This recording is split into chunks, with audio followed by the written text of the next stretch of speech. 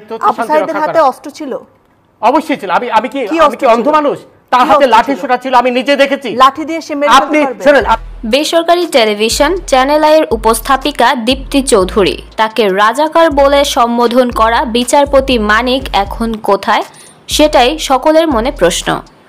Channel আইয়ের প্রচারিত অনুষ্ঠান টু দ্য পয়েন্টে কোটা আন্দোলনকে কেন্দ্র করে হাজির হয়েছিলেন সাবেক বিচারপতি মানিক।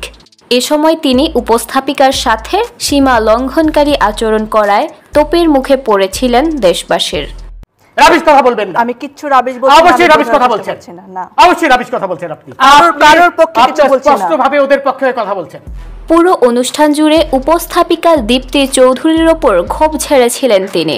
শেষমেশ ক্রোধের বশবর্তী হয়ে অনুষ্ঠানের শেষ পর্যায়ে মারতে পর্যন্ত যান তাকে। তার এহেন আচরণে অনেকেই তাকে মানসিক বিকারগ্রস্ত বলেছেন। এটি তার নতুন ঘটনা নয়, তার বিরুদ্ধে কিছু গেলেই তাকে আদালত অবমাননার মামলা প্রচুর দিতেন মানুষকে।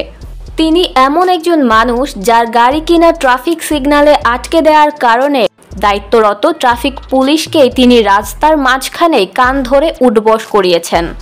একাধিকবার তার বিরুদ্ধে উঠেছে সংবিধান অবমাননার, যার জন্য রাষ্ট্রপতির কাছেও এ বিষয়ে প্রস্তাব পাঠানো হয়।